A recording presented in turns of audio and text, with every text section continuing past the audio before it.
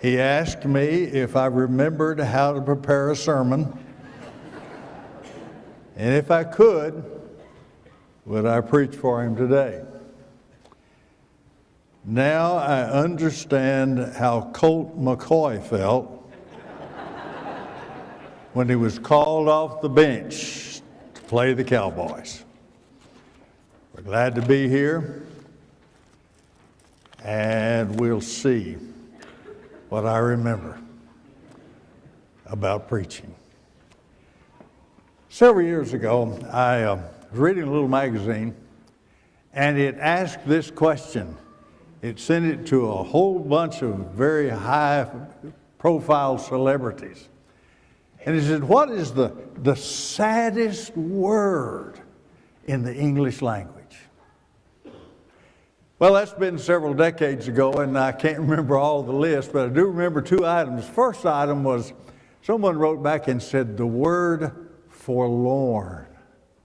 It sounds so sad and so dejected and so ashamed. And the head hangs down with the word forlorn. But the second one that I remember is the better one. And actually it wasn't a word, it's a sentence. Of all sad words of tongue and pen, the saddest are these. It might have been. Anytime you hear someone say, I wish I had done this. I wish I had said this. Then you know there is a regret in the heart. Something I should have done. A couple of years ago, Robert Taylor and I were on our way to Denver to speak to the school there for the full day for the preacher's school. And as we got to the airport, the president came and picked us up in his automobile, and we were driving back to the campus, and he said, I have two stories for you. He said, both of them come from two men who graduated 2 years ago. The first one was this. He said, called on the phone and he said, Dr. Petrillo, I am so angry. I could bite nails in two. He said, what's the problem? He said, well, a year ago, the brethren made a promise to me that they were going to do something for me. And he said, now, after a year, I asked them about it, and they said, we don't remember that. In fact, they said, we're not sure you didn't make that up.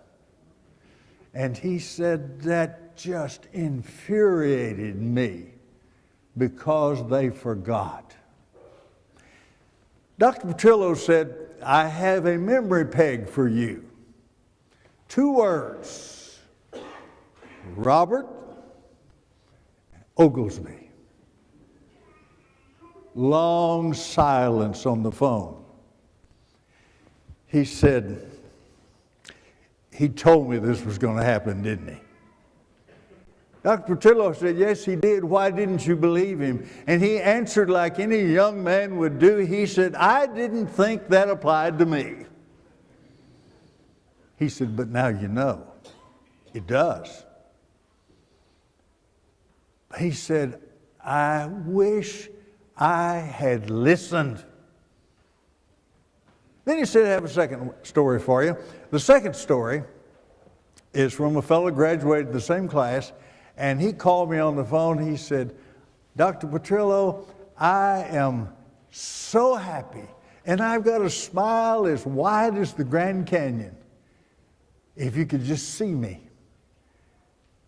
He said, well, what made you so happy? He said, 1 year ago, the brethren made a promise to me of something they were going to do for me, and I listened to what Robert said in the seminar, and they said I had them write it down for me. When I brought it up, they said, "Oh, we don't remember that." And he said, "Well, this piece of paper right here said that's what you were going to do." And they said, "Oh." And then he said, "Dr. Petrillo, it was just like Robert said, it was a short conversation. Piece of paper is all it took to fix it." You can change from "I wish I had" to "I'm glad I did," simply by doing the right thing.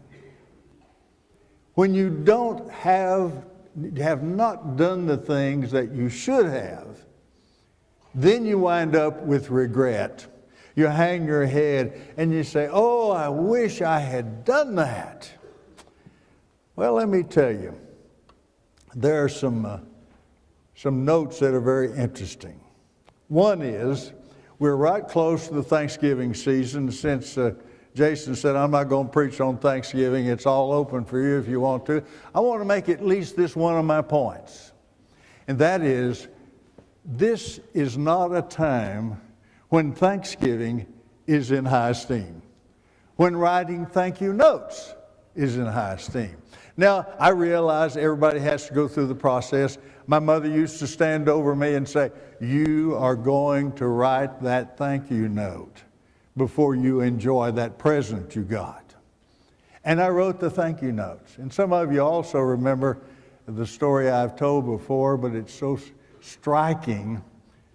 There was a young man that applied for a scholarship from the Oglesby Foundation, which you funded.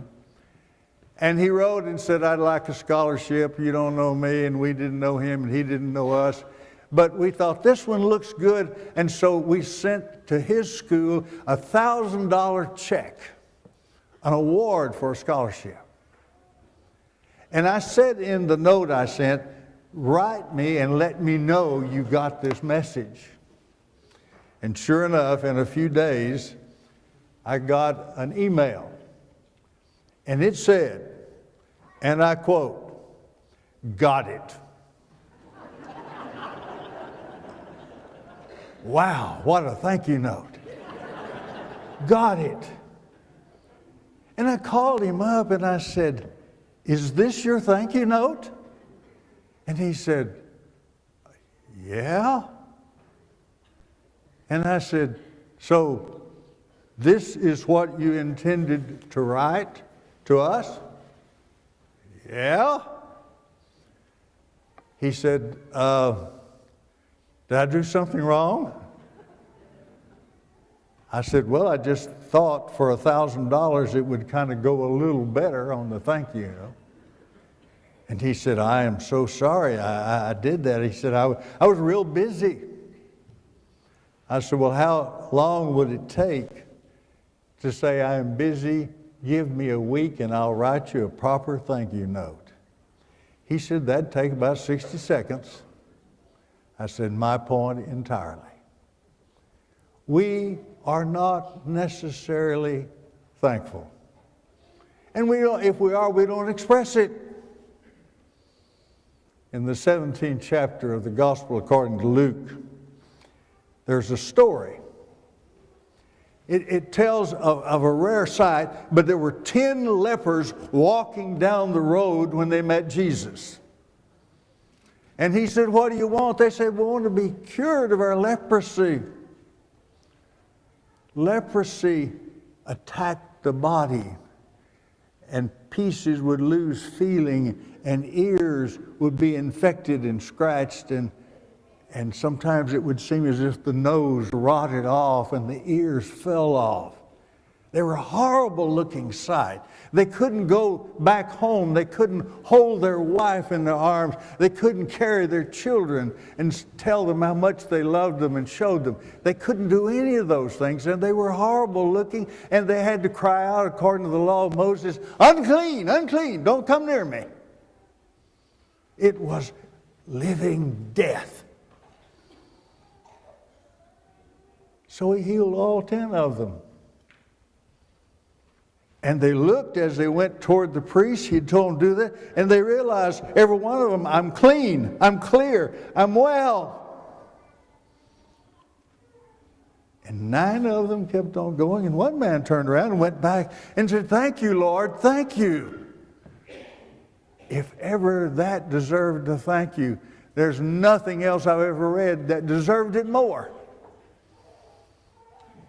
But Jesus looked at the man and he said, I thought I healed 10 lepers. Where are the other 9?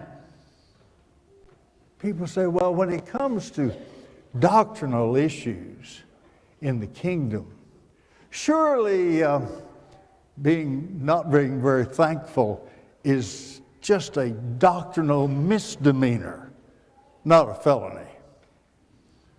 Think about that. Jesus thought about it. The Son of God said, you didn't thank me.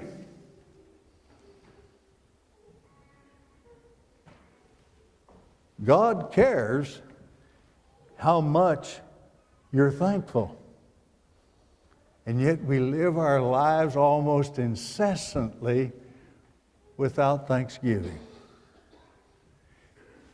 In judgment, you're going to hear people saying, oh, I wish I had been more thankful.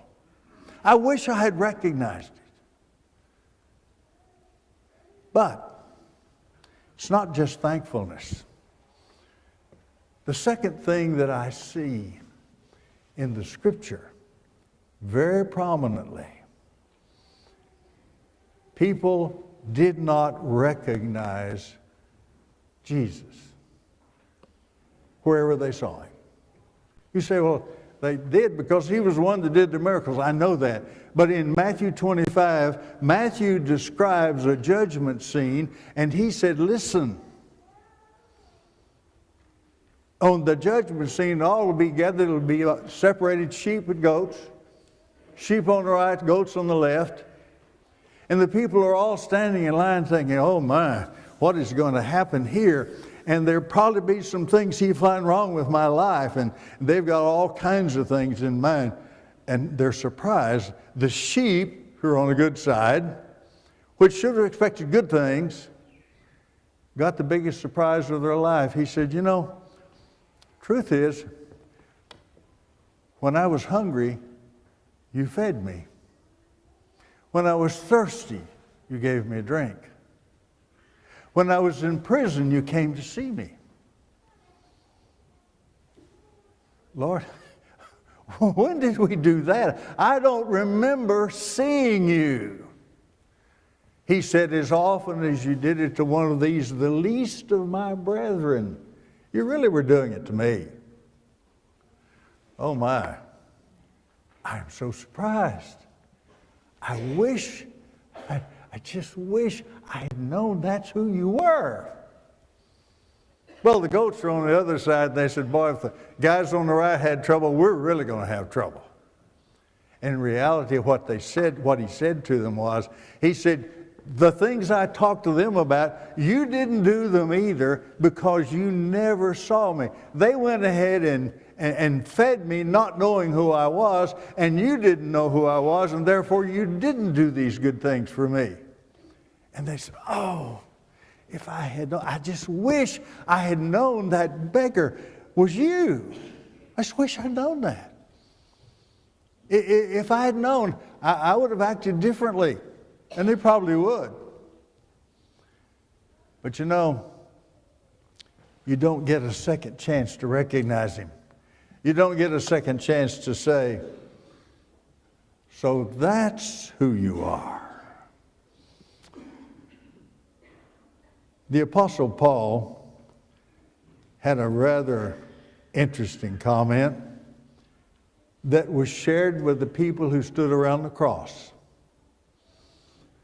In Luke chapter 24, everybody was gathered around the cross. Everybody who had a say, from those who shouted in the crowd, "Crucify him," to those who just wept. Jesus prayed, Father, as they drive these nails into my hands, as they bring torture to my body and my spirit, Father, forgive them, for they do not know what they are doing. Can you imagine coming to the judgment and looking God in the face for the first time and saying, yeah, I was one of the fellows out there did that. And then Paul says in 1 Corinthians chapter 2, he said, the people of this world did not know the wisdom of God. They did not recognize the wisdom of God. For had they known it, they would not have crucified the Lord of glory. That's got to be the biggest understatement of all eternity. Had they known it, what a regret to have discovered you have crucified the Son of Glory. But as important as that is, there are other things that occupy our time. The third thing that we need to have deep into our being so that we can do things right the first time, where we can change from, I wish I had, but I didn't, to I'm glad I did. And that's the ability to see lost people. Really pay attention. Luke 16 tells the story of the rich man. He had a beggar that lay at his gate. And this rich man with this wonderful house and all this purple and fine linen and everything he had, good things to eat. And Lazarus, the beggar, is at the gate living off the crumbs. That's all. And then the scene shifts. And death occurs. And the poor beggar is in the arms of Abraham doing well in the Hadean world. But the rich man is in the bad part of the Hadean world. He's tortured. And he says, Father Abraham, if you would just send Lazarus, let him dip his finger in cold water and touch my tongue, I'm parched. He said he can't cross the barricade, can't get across the chasm. Well then, at least send him back and tell my brothers all about what's happened to me so they won't come to this place. He said they've had their chance. They have to listen to Moses or the prophets. And to the rich man, in essence, he said, you've had your chance. You saw him and you passed him by, but you didn't see him. That will be a sad, sad moment. But if we walk in the footsteps of Jesus, Luke 19 tells us what will happen in our life. He was walking down in a processional through the streets of Jericho, that wonderful oasis in the middle of the desert. And as he walks by, he looks up in a tree with all the people crowding, and he sees Zacchaeus, a tiny, diminutive tax collector that nobody loves. And he looks up and he said, Zacchaeus, come on down, for I'm going to your house today.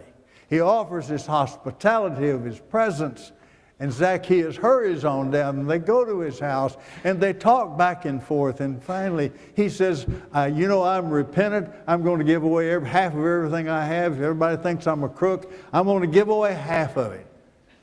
Jesus said, today, salvation has come to this house. Why? Because he saw Zacchaeus. Most of us would have said, a fella in a tree, how interesting. And Jesus said, this is a lost man. I need to bring him down. I need to share what I have. I need to put my pride in my pocket and my fears hidden away and speak to him about the message and share it about Jesus. Well, the problem now is not recognizing. The problem later will be regret. Would you like to live a life with no regrets? Well, I don't know about you, but as you grow up and you get older, you finally one day look at your parents, and in spite of all the conflicts you may have had or things that may not have gone as you thought they ought to, you look at them and you say, I haven't handled everything right. Probably 7 years before my mother died. I got that feeling that even though we had a good relationship, it seems like there's some unfinished business. And I began for 7 years to say and to do the things so that when the moment came, I can say, no regrets. I've told her everything. I've told her how I felt. I've told her how I appreciated this. I told her how much I owed to her. But it's true of your father as well. And you need to tell him as well. But when I look back, I thought of Psalm 90 this week. Psalm 90. Teach us to number our days, the psalmist said. To number our days. I'm not sure exactly what he meant by that, but I know that most of us don't number our days, we number our years. You ask a kid, how old are you? 6 years old, going on 7. How old are you? Well, I'm nearly 30. We speak in years. He speaks in days. What does he mean? Teach us to number our days that we may get us a heart of wisdom. If you're 30 years old, you say, I'm 30 years old. No, you're not. You've had 11,000 days on this earth. Well, I'm 40 years old. Well, that's 15,000 years, 15,000 days. And that, by the way, is a good way to talk to people. They want to know, they're nosy and ask your age. Don't tell them the years, tell them the days. Say, I've had 22,000 days. And then I have to say, divide 365 into 20,000. Oh my, appreciate hearing that. And they go on. They can't do it. Not many people can take 365 and put it into a number of days and come up with years. But when we do that, when you think of days instead of years, it changes the whole landscape. You say, how old am I? Well, I've had this many days. And what are your days like? Up in the morning, breakfast, work, come home, do this, do that, and all of a sudden the day's gone. Where'd it go? If you're 30 years old, you've had 11,000 days like that. Teach us to number it day by day. For you see, the day comes, and the day is over. And we're used to days ending, but not years. You may remember 1964, some of you. 1964 was marked by a lot of different things. One of them was a woman by the name of Kitty Genovese. That name usually brings right to the surface, if you were there and read it, the story of Kitty. She came home early in the morning from her job when it was still dark, went to her parking lot on where her apartment was, got out of the car and a man came and attacked her with a knife. And he stabbed her while she screamed for help. And nobody came. And stories began to erupt in the newspapers after this was over. They said 38 witnesses listened, heard her, saw her, and nobody did anything. Well, that's not exactly accurate, but that's the way most people remember it. And the truth is, apparently one did call the police, and one did yell out the window and said, "Leave that girl alone." But nobody came, except somebody did come. It was a little woman exactly 5 feet tall. She's older. She lives in the apartments. And Kitty has gotten inside into the hallway by this point. She's been attacked the second time, and she's dying. And Sophia Farah, little bitty lady who's probably taken her life into her hands, goes down the stairs into the hallway, lifts up Kitty in her arms, and holds her while she dies. The day was over for her. But that's the part of the story nearly everybody knows, except for the little lady. And except for what happened later, the psychologists in America went crazy trying to understand how many people could know about it and not do anything. And experiments were going off everywhere. And this is the truth they learned. When you're in trouble, the more people there are around you, the less likely someone is to come help you. For they figure somebody else will do it.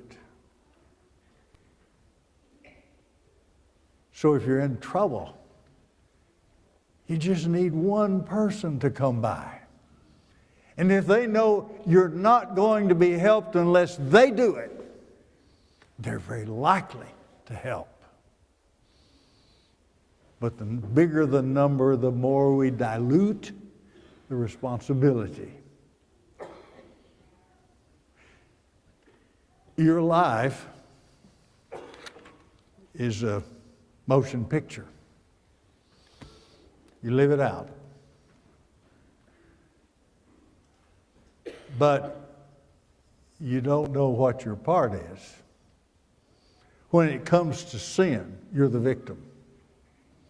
When it comes to sin, you're the one that's wounded. And the one you have to depend on is the one person who will not share responsibility. That's yourself. You are the victim.